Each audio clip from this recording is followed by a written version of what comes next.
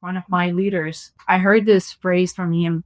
He was speaking with one of the functional leader. There was like a big spend, like 25-30 million with one of the suppliers.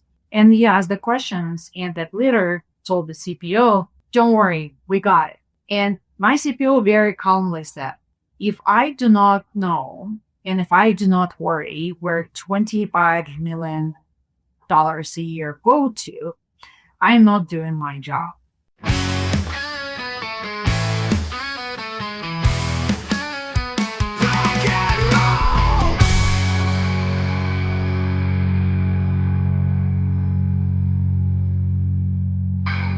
Hello, everybody. It's great to be back with you. We're coming to you live from Proc-N-Roll from all corners of the world. You find me here in Utah today. We've got Zach over in London and Natasha on the ski slopes of Tahoe. I wish I would be on the ski slopes. I'm not on the ski slopes. I'm stuck in a cabin working on the proposals for the wonderful prospects we have. Yeah, well, that's pretty awesome. It's great to be with everyone today. I'm excited about the conversation. A couple of weeks ago, we released an episode about the predictions for 2026. And one of the items that Natasha talked about, I know she's very passionate about this, is the transition from traditional procurement mindedness to an enterprise focus. We're going to talk a little bit more today about what that means. I think it is chapter 2 of Get Out of Savings and Get to Value. If you'll remember from that episode, we all that prediction kind of belly flopped last year for a number of different reasons. We had the tariffs, we had other issues that were putting huge economic pressure on our teams. And so what happens under those situations is a mad scramble for what? For cost savings. But this is what we aspire towards, right? I think everybody listening wants to be seen as a value delivery like business leader and not just a cost savings leader. Natasha, talk to us about what your intention was with that prediction of enterprise focus. What does that really mean to you?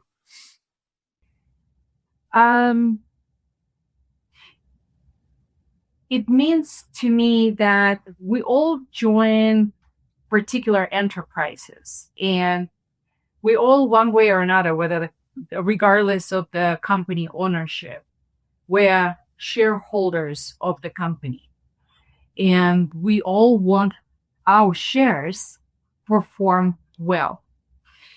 But on a daily basis, when we look at our workload, our goals, what our team needs, what my goals are, where I want to take my organization, we very often do not stitch it to the goals of the enterprise.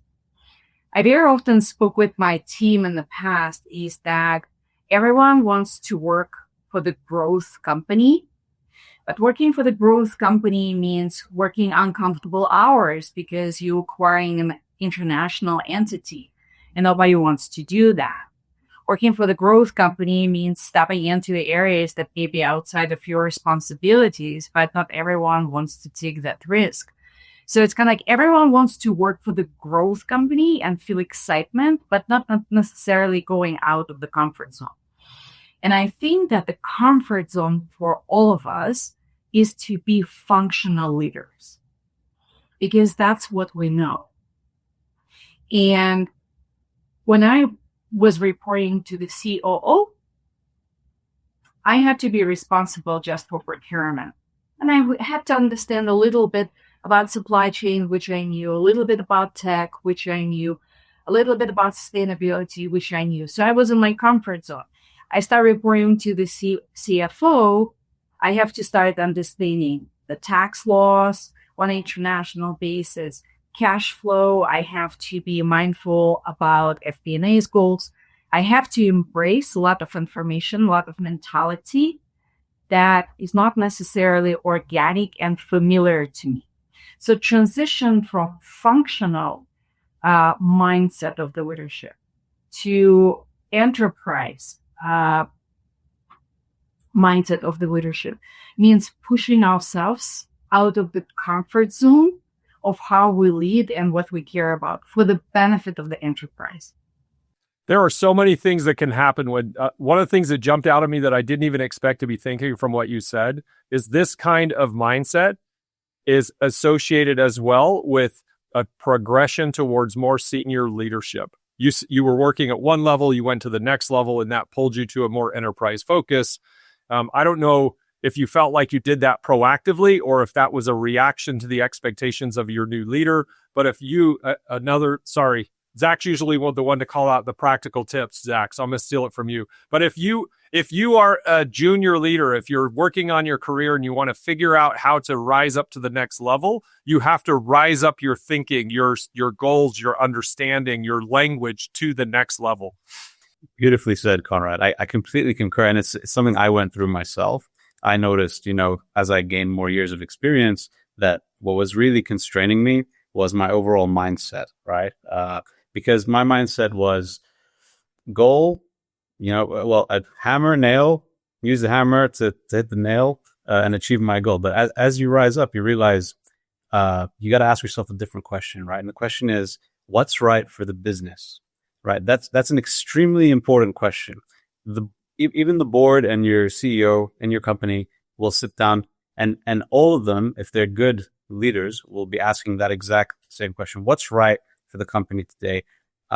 Look, I think growing effectiveness, you want to be able to bring more to the table, right? You want to be able, but you can't do anything alone in procurement, right? And you just cannot be effective unless you're working, with your fellow business colleagues. So if you're in procurement, we're notorious for not networking enough.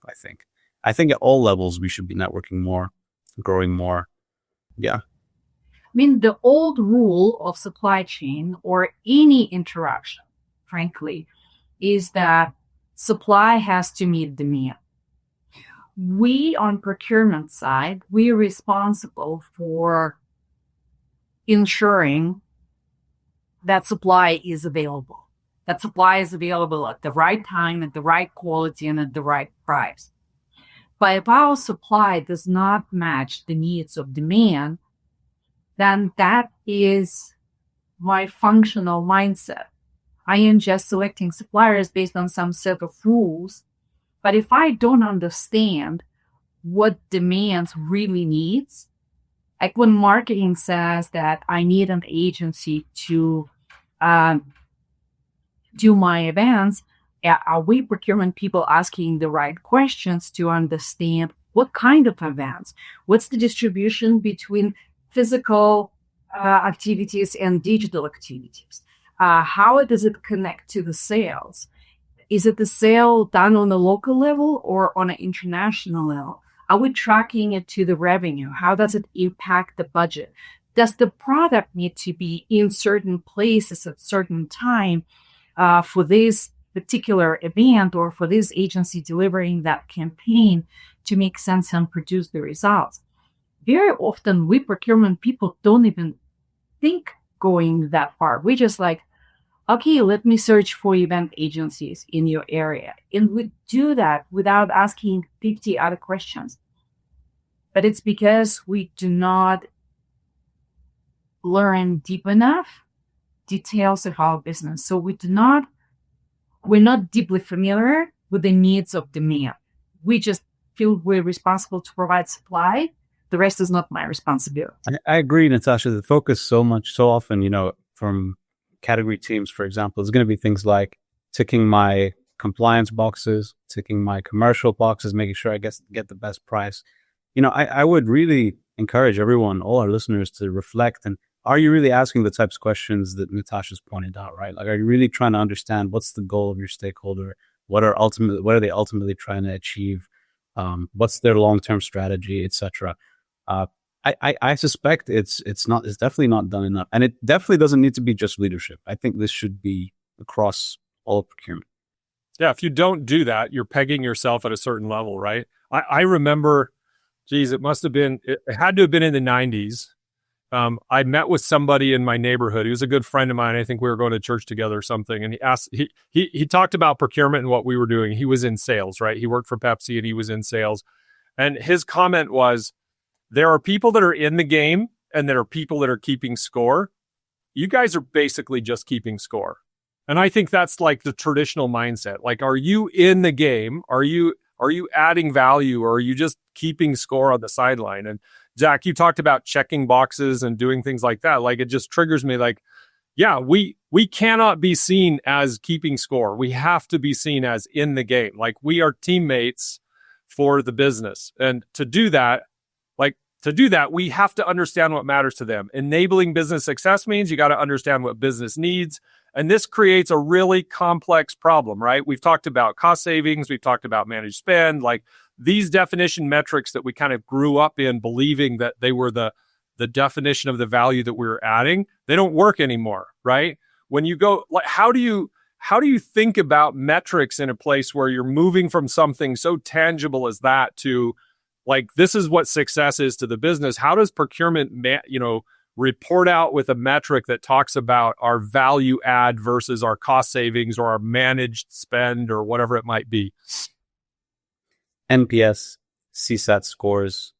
You need to get feedback from your stakeholders, and you need to be able to, so some of the value that you're building is not measurable like savings or compliance. It's not box ticking, right? So whatever metric you need to measure, to demonstrate that you're building a relationship works. It's just, you got to take it seriously, right? And I think I've been having a lot of these conversations recently with a lot of procurement functions, because they're all trying to change this mindset into an enterprise service mindset, not always about cost, etc. And yeah, I the number one thing that I keep coming back to, and what I tend to agree with a lot of my clients with, is, yeah, we should be measuring customer feedback on procurement. So run NPS, have an NPS score, see how it moves every quarter, right? It's not something that procurement must do, but it's sure going to help you a lot if you do it. You mean we don't necessarily have to do an NPS survey? Is that what you're saying, Zach? I mean, when you say we don't have to do it, what do you mean? Well, I'm saying, yeah, it doesn't have to be a huge survey or anything like that, right? But so do you have a metric on responses you're getting from on feedback that you're getting from the business? How do you measure that? Right. So the best way is your NPS or some kind of survey, a customer satisfaction survey or something like that. Now, if you could come up with other ways, it's maybe one-on-ones or third-party feedback or something like that, great, do that, right? But you need to have a relationship metric or one or more relationship metrics, and you need to take them very seriously. They can't just be, oh yeah, I have a great relationship with this person, I'm going to give myself a 4 out of 5. No, you need, yeah. I think you need to think about what value. It needs to be able to measure the value you're bringing to that person. That person might really like you, might not want to upset you, might give you a high score, right? You need to make sure that it's not the personal relationship you're measuring, but actually your effectiveness in terms of delivering added value to that person's overall role. Does that make sense?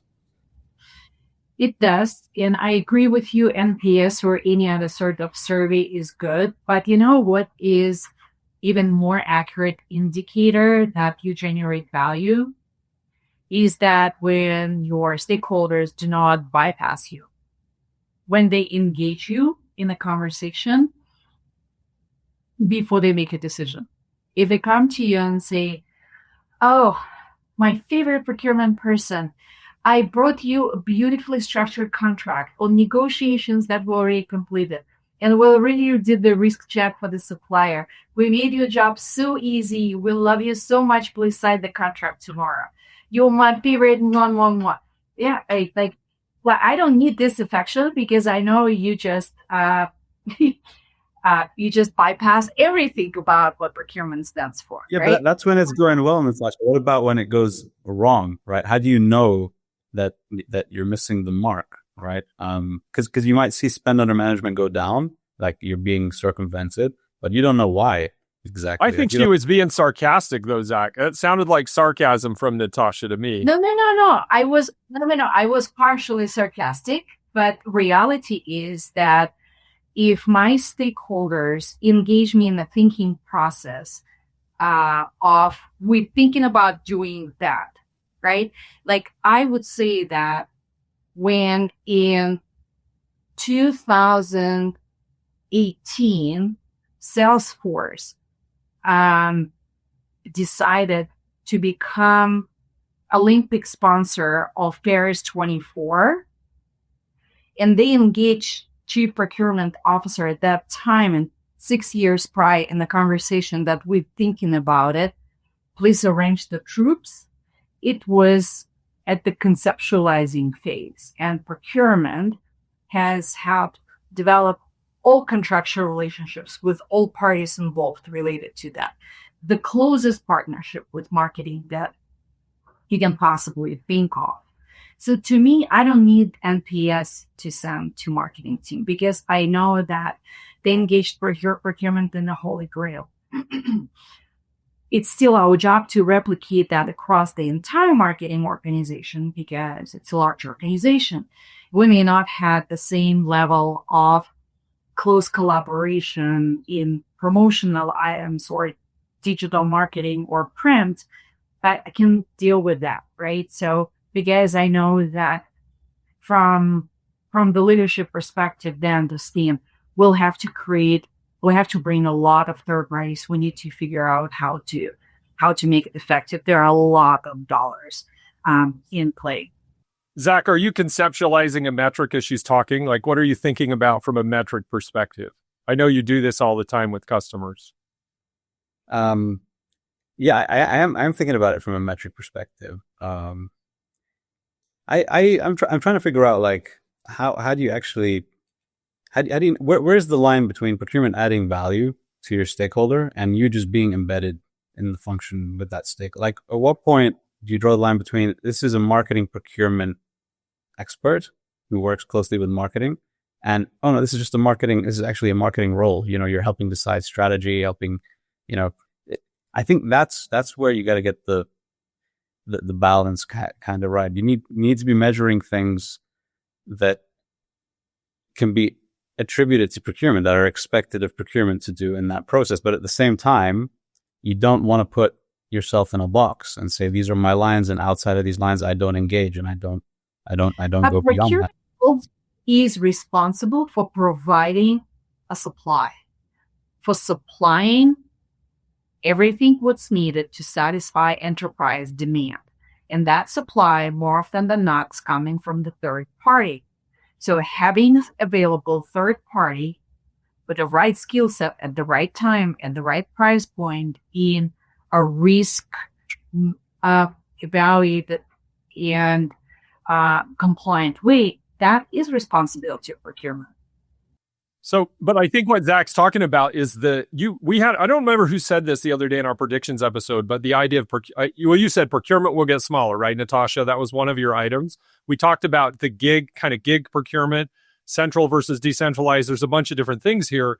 And I think Zach's bringing up a really interesting point, which is if the procurement professional is now more aligned with the business, how do you start to differentiate? Where do you draw the line that says they look more like a marketing person than a procurement person? I mean, because we've seen embedded procurement in these teams, whether they're vendor management offices in IT or whoever they are, and drawing the distinction between the two. I think it's a really good question, because when you transition from these are procurement goals to these are marketing goals, like now I'm just sort of shadow marketing sitting over in procurement. Like we think about shadow procurement sitting in IT or marketing or whatever, right? I want to throw this on the table and see if you guys like it. This sounds to me like a sophisticated managed spend metric, because you know, Natasha, you're talking about a situation where this happened. We were involved very early.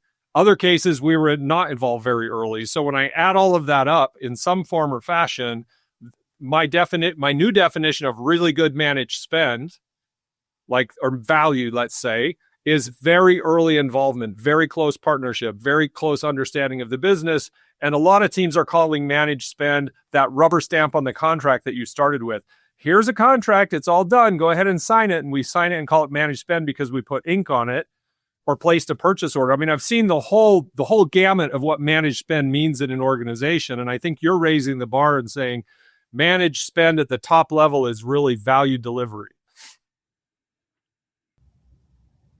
Yes, to all of the above. Yeah, no, but this is going back to where we started the conversation, enterprise mindset versus functional mindset. Am I doing about hitting my goals, or am I doing about hitting the goals of my stakeholders? I'll praise Salesforce again. And in one of our previous episodes, I was sharing about this P2MOM concept, which now actually Salesforce made publicly available, in any enterprise can structure their goals based on P2MOM format. But when the goals of everyone in the company get published, I don't have to guess what are the goals of CTO, CMO, CHRO, CIO. I just go onto intranet and I pull out their goals. And when I'm in procurement, we were not creating our goals out of thin air. We functionally were looking at what each of the functions that we were supporting, what they were aiming to deliver in the given year. And we structured our goals to make them, to support them to achieve their goals. Okay, so here's a question for both of you now. So I think we've agreed that that's the desirable situation. You're focused on the business priorities, and you're showing up because delivering business priorities is the value that we're trying to deliver, right? So you've got a team of people. Natasha, you've got 20, 30 years of experience in procurement. You're now reporting to the CFO, but you have an army of procurement people, big or small team or whatever. They're of different levels of maturity. A lot of them are used to showing up to the stakeholder and talking about, hey, we need to save 10% on this or whatever, right? How do you transition them from a mindset and a skill and a capability from, scorekeepers to being in the game like this and really engaging at a stakeholder level? Is that for Natasha, Conrad? Go ahead, Zach. Either both of you. I think I'd love to hear what both of you think about it. I see Zach already has the answer. It's already dancing. I think you need to validate my answer, Natasha, because you've been there, done that kind of thing. But one thing that, as you were talking, Connor, one thing I kept thinking of, if you start your career in procurement and you join a procurement function that in your category doesn't have a great relationship or great oversight of the spend, right? And then you spend 5-6 years at that company trying to engage with stakeholders, they'll engage you for compliance. You'll be known as the box ticking person, right? And the procurement needs to gate this and make sure we do our RFP and get a good price, etc. I feel like the risk is if you let yourself stay in that role for that long, 5-6 years, having not been in the business for that long, then you're at risk of turning into just a compliance bot, basically, or people not seeing any value that you're adding. So I think one really important thing procurement teams should consider is people you're bringing into procurement shouldn't always come from procurement, i.e., I should find the most commercial head in marketing, right? Build a relationship with them and ask them if they want to come to procurement for a year. That's going to help them educate the rest of the category team. They might decide to stay long-term as well. So when I'm building my team of procurement experts, for it to be very valuable to the business, it's best when it's made up of the frontline people in the business for whom we need to supply the stuff, but people actually understand the real front end operation, and get into that. And same the other way goes around as well. So bring people from the business into procurement, take your people out of procurement. If you've been sit there for 2 years, without really developing stakeholders or the understanding of the business, find a role for them somewhere else for a year or 6 months or whatever, right? Just so that procurement can stay on top of what the business is doing, how it thinks, how it works. We need to go beyond procurement being compliance, cost, risk. Like that's not what procurement is, right? We need to think like business people, and it does require us, because we are a back office function, so it does require us to try and get to the front office and spend a little bit of time there as well, or front operations, if you know what I mean, so you can really understand what the business is about. Otherwise, procurement just have a very hard time. Would you agree with that, Natasha? Partially. Okay. There's a bar in San Francisco, a club. It's called End Up, and it's the only place that is open till 5 a.m. because everything closes at 2 a.m. So everyone ends up in End Up because it's the only one that is open till 5 a.m. And I worked for an organization where procurement was what End Up. It's the companies that pay very close attention to rotation programs and not to allow, but to incentivize their employees to migrate from one function to another, to another, to another. This is how I inherited once procurement organization, where a team of 200 people, probably 50% was formed from people who ended up in procurement as a result of one rotation. And when I came and I started speaking procurement to them, they're like, we have no idea what you're talking about. I'm like, what's your specialty? Oh, I am a program manager. I came from the audit. I came from the product design. I came from financial forecast. I came That's from a gold mine. That sounds like a gold mine to me, Natasha. Just, yeah. But people. It's extremely difficult to do procurement with them, because that, like, we are saying that procurement people need to diversify. I'm saying, you saying that diverse people need to come and learn procurement. So possibly, but if they're looking at it as another 2-year rotation, they're going to give it 2-year focus and 2-year attention. And procurement is a skill. That's why we call people who do procurement function outside the procurement organization, we call them hobby buyers or shadow procurement organizations, because they buy as a hobby. They don't necessarily look at it as a discipline, mindful, and structured process. And that you need to learn. So I hear you. I support you. I agree with you but I approach it slightly differently. I encourage procurement people to know very, very well how company is structured, how a company generates revenue, what's the EBITDA for the company. I encourage everyone to understand, like, really, really deeply how their business makes money and what it represents and how they can contribute to it.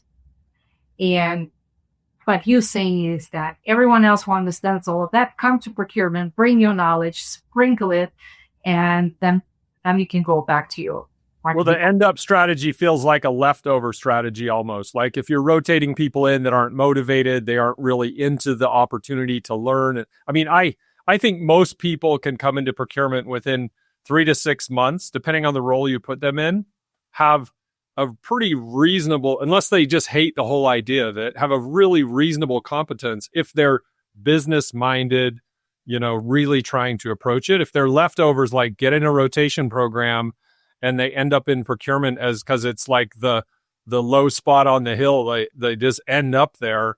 Sure. But I think there's a couple of things you said, because you kind of sort of like what Zach said, but you said you got to teach them. You got to talk to them about the business. You got to educate them on the language. Like, because my question was, how do we get our procurement people to elevate to this new business mindset? It's not going to happen by accident. I think that's the key. You have the people, you've got to talk to them, you've got to help elevate their thinking, you've got to get the little scorecard out of their hand and put them in the game, which, like Zach said, sometimes means go over there and help the business versus sit over here processing purchase orders or doing whatever they're doing. I've found tremendous success actually hiring people into my team. I'm not talking rotations here, but I think that it's similar, that didn't have procurement background, whether they were, one exceptional woman I hired came from an HR kind of leadership rotation out of GE. And she worked across different categories when we brought her in. She was exceptional. One guy, I would love to have him on my team now. Shout out to Jared. He'll know who he is. Super smart. Finance guy, he knew nothing about procurement. He came in, and I think I've told the story. Within 6 months, IT was like, "Don't hire him." Within 6 months, they tried to hire him away from me, right? So anyway, we bring diversity into the team. I think those are two really good suggestions. But from both of your comments, I think the key is deliberate, like specific, mindful thought. Got to be thoughtful about elevating your team, or they're not going to elevate themselves. Yeah. If I were CPO today, on Monday, I would do a challenge of the week. I would ask my team, let's say we work for 1 billion business. and we're in year 2026. I would ask my team, using AI, create a 3-year strategy plan to bring the business to $2 billion in 2030. And the other half of the team, I would say, use AI to build a strategy to expand internationally into new regions, right? And then create competition out of it. Everyone will have to present their cases. And the case, and I'll be upfront with that the case that represents the most diversity of thinking, that represents engagement and involvement of each part of organization, that touches on the core product, that provides recommendation of how can our product get better, get more customer attention. I think it would be fun because we'll always ask, how do we bring AI into the life of the team? Here's the example of how to bring AI and diversify our knowledge about our business and train that enterprise mindset. What do you think, guys? Am I delirious? No, absolutely not. I've seen something similar, which actually really good, is a negotiation simulation type of thing, where you task your category managers with a certain scenario, but you put them in a category where maybe they don't have as much expertise, or you give them a kind of situation that requires them to do something different that they've never done before, right? And then you role play basically, and you try and execute that sourcing exercise, right? And it's all with the view of encouraging strategic thinking, understanding of how markets work, of how operations works, and not just focusing on supply market, but understanding the demand and the nature of the demand. I think makes you a better buyer overall, right? But I think it's a great idea. Definitely use AI to grow your capabilities. It's such a great tool for that, right? So I'm still poking around in my brain. I'm still spinning around trying to figure out how do I metric this, right? Because I've worked for plenty of finance leaders and CFO types that want me to bring them cost savings, to the table, bring me the money, show me the money. And in this mindset of my goal for myself and my team is actually less about bring me the money and more about enable the business to be successful. Marketing, IT, facilities, whoever they are. What is so we've talked about NPS of some sort. I can go back to the CFO and say, look, the CMO is really happy. The CIO is really happy. This is why they're happy. This is the comments they're getting me. I think that's very powerful. A much more believable managed spend, or clear metrics and definitions around managed spend, is early involvement or touches on these principles. I think it's going to take some thought and sophistication. But I go into the CFO and the CFO is still in the bring me the money mindset. It feels to me like this is probably one of the big drivers why we didn't go from savings to value last year, right? Because the CFO, the tariffs, all of these things are bring me the money, bring me the money, bring me the money. How do we get out of that bring me the money cycle? Why do we have to? Enterprises will always be looking for an efficient way to buy goods and services.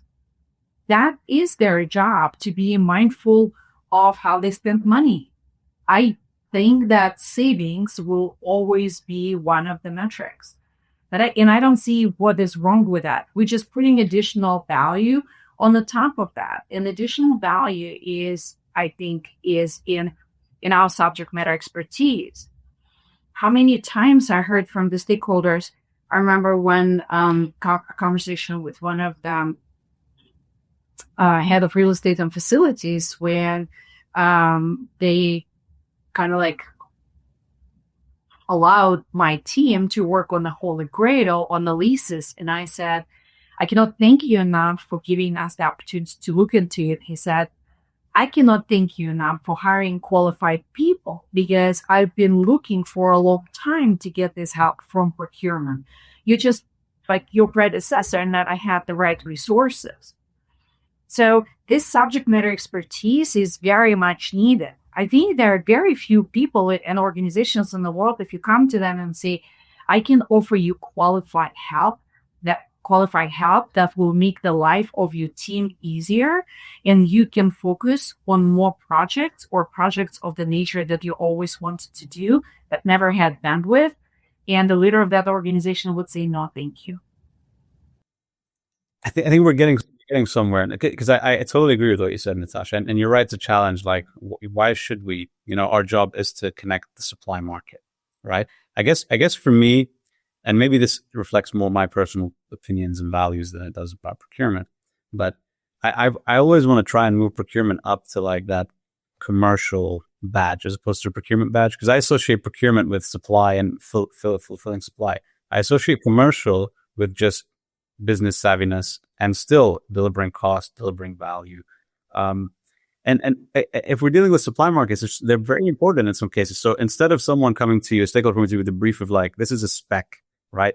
This is what we want. We want 10,000 of these. Get it at the best price possible, and with the lowest risk, most ready supply. Most procurement teams will be able to do that, right? But if I know my category, and this person came to me with that spec, and I looked at it and I said, you know what? I know a supplier that does a different spec, which costs slightly more, but I know that they drive massive sales volume somewhere else. Not my job to sell or set strategy, but I should bring that insight, and I should try and force stakeholders to say, no, use this spec, right? Like because I also understand your customer, right? I don't know. Maybe it's blurring the lines a little bit. I guess the question is, should procurement be more? No, Zach. I stick with it, right? Because I would go even a little further. If you understand the business objectives, like you're really embedded at that next level, then you understand that it isn't just about the best price. Like inside, hopefully you've helped them design that spec so it covers availability, it covers quality, it covers, maybe environmental sustainability concerns, like, because you now understand what those are for the business at the higher level. And often it's easy for them not to tell you those things because they're like compartmentalizing what you can do, right? You're just the cost scorekeeper. So I actually want to like put in the sound effect, like, wow, this is another great like insight that Natasha's giving, is that savings don't go away.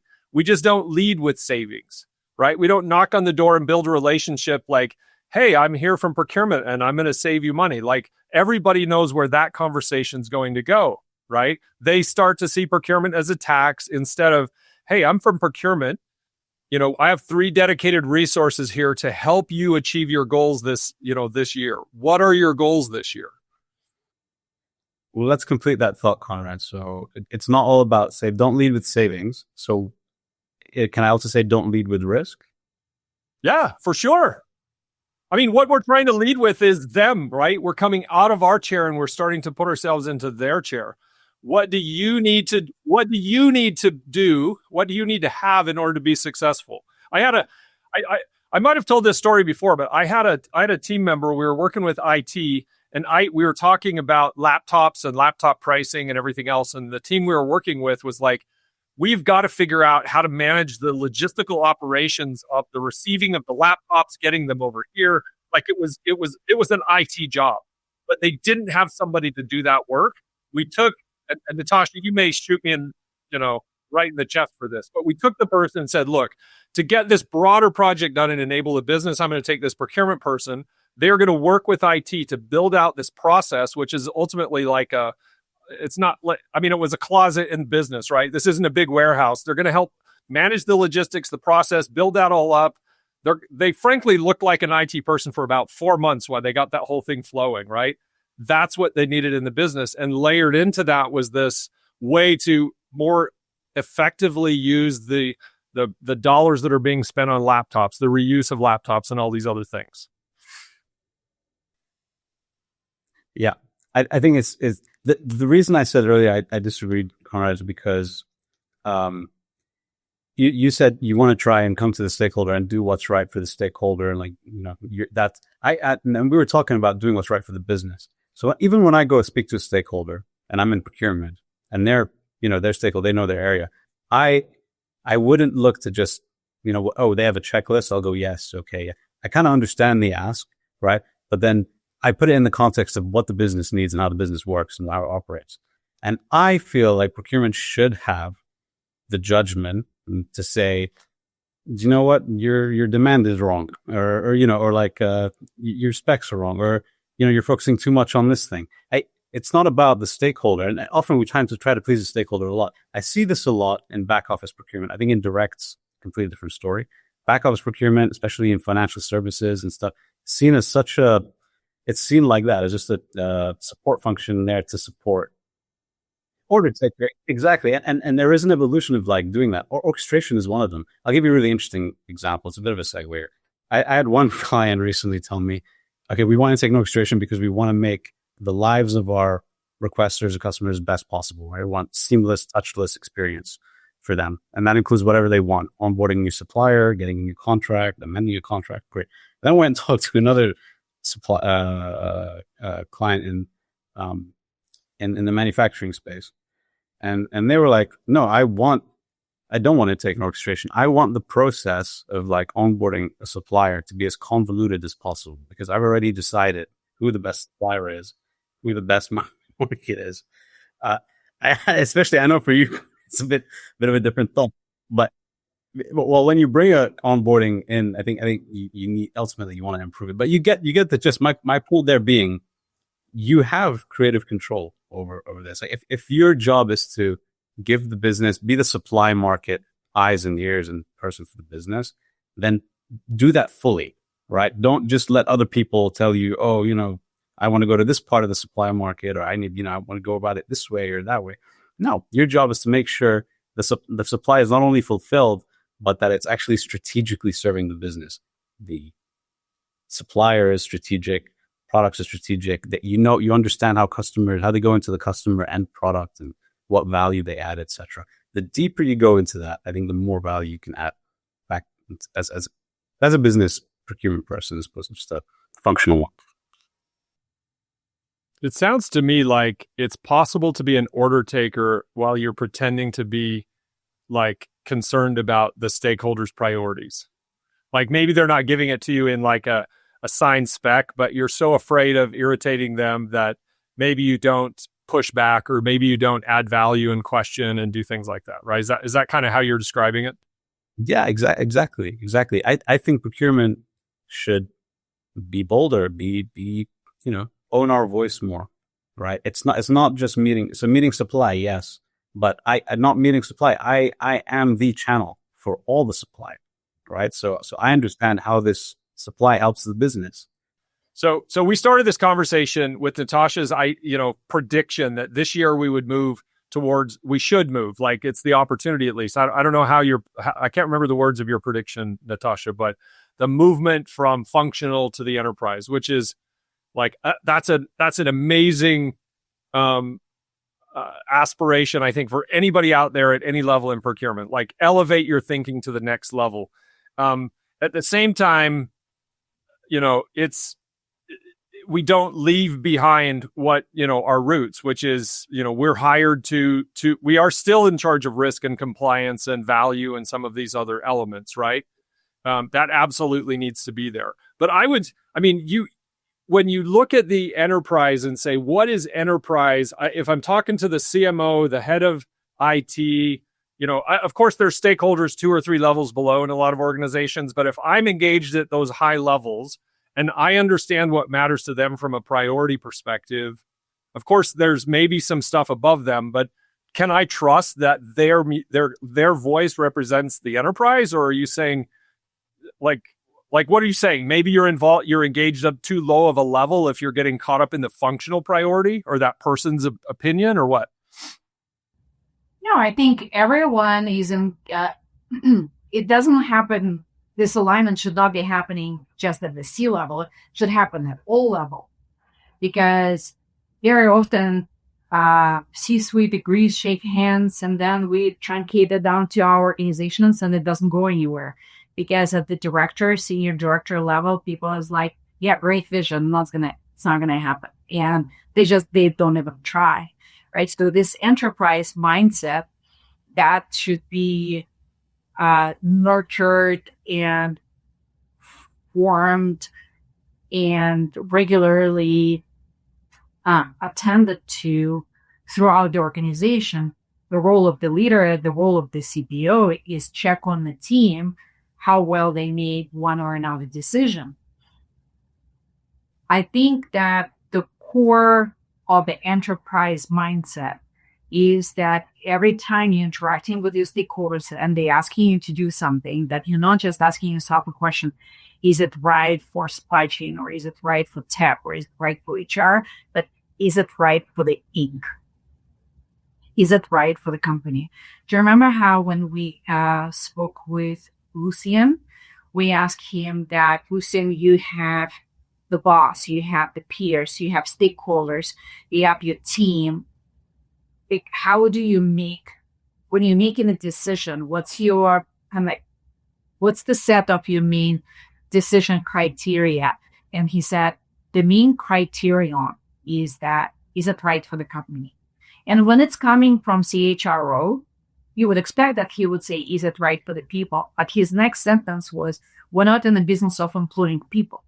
We're in business of creating goods and services that we will be offering to the consumers. So I think when we go back to that, then a lot of minutia and noise, becoming minutia and noise, and we realize and we recognize that what's the focus of the enterprise? Is it the right thing to do for the enterprise? Given that in any organization that consists of more than two people, there's politics and there is ego competition, and there is a measurement of who will get a bigger and sweeter piece of a pie. I mean, we're humans. Nobody managed to change our nature yet. So that will certainly create a lot of obstacles on our way of building this enterprise mindset. But I don't think that recognizing that there's politics and difference of opinions between different leaders and bruised egos, I don't think it should stop us from pursuing what's the right for the enterprise. You should park your ego. I think a side note. So one thing that's worked for me really well is, you ask what's right for the business, and that gives you license to just challenge, right? But you respect the ultimate hierarchy. So if it's CHRO or, it's someone in HR making an HR decision, you can weigh in as procurement. You need to understand it anyway, but ultimately the decision falls down to them. It's their responsibility. But if you give yourself those guardrails, challenge respectfully and, be as challenging as you want, right? Yeah. One of my bosses, one of my leaders, I heard this phrase from him. He was speaking with one of the functional leader. There was like a big spend, like 25, 30 million with one of the suppliers. And he asked the questions, and that leader told the CPO, it was my leader, he said, don't worry, we got it.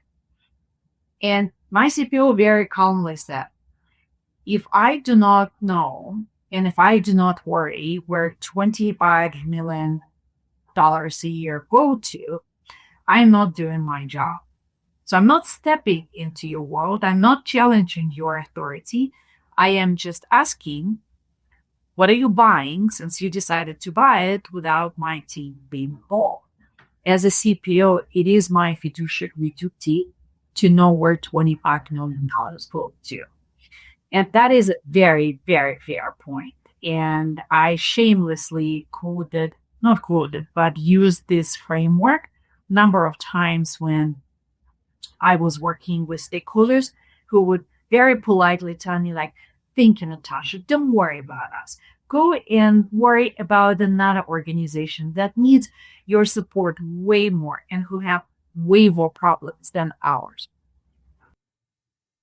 I love that story. Okay, so we're gonna wrap up here. I'd like each of you to think about your, like, the number one practical insight that you, and it's fine if you shared it and it just resonated with you or that you heard during the conversation today. So be thinking here. I'll start to give you guys a moment. But the main thing that jumped out to me, and I've got a lot to talk about just generally. So I probably walk away with 5 or 10 really key insights. The one thing that really stands out to me is the power of and instead of or. So we don't need to do really effective enterprise mindedness or cost savings focus. So maybe it isn't even a transition to value or savings. This is the magic of the and kind of abundance mindset.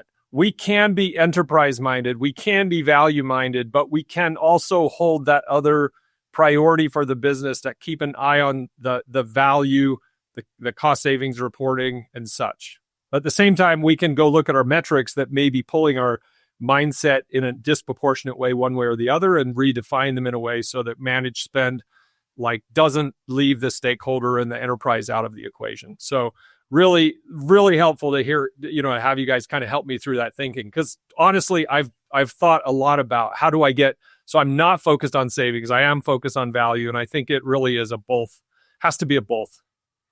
So thank you for that. Thanks, Conrad. I'll go next, and then Natasha can finish because hers is going to be way better, obviously. So, it conjures an image of, the story of the elephant. You tie him to the tree when the elephant's really young, and then the elephant gets really big, and they don't know that they could just walk away and break the tree and take the tree with them, right? They feel chained, right? Don't let that happen to you, because it's a working risk when you work in procurement, right? That you end up being the box ticking savings. You're all about cost. You're all about compliance, and you're there to play that role and step out from, lean into your curiosity more, lean into your executive mindset and presence and your leadership skills, and let those guide you become a better procurement person, right? That is so good. How many of us have had imposter syndrome in our jobs, right? And we just kind of feel like we're in a place and that's where we belong instead of influencing at a higher level. I love it. I hired a number of people from internal audit, from finance, from Canada Procurement. We just hired a COFO, and he was my direct report running supply chain, but we hired him not as a chief supply chain officer. We hired him a chief operating and finance officer because he's just that diversified, right? And that's his education. So I love diversified people with diversified background and thinking, but I still have, it's not prejudice, I used the wrong word. I still have kind of more maybe a reliance or preference on true procurement pros. That's something that's a very delicate balance of what can we take from other functions, what can we bring to other functions, and how by marrying and commingling different functions, we can actually build greater path for that enterprise thinking.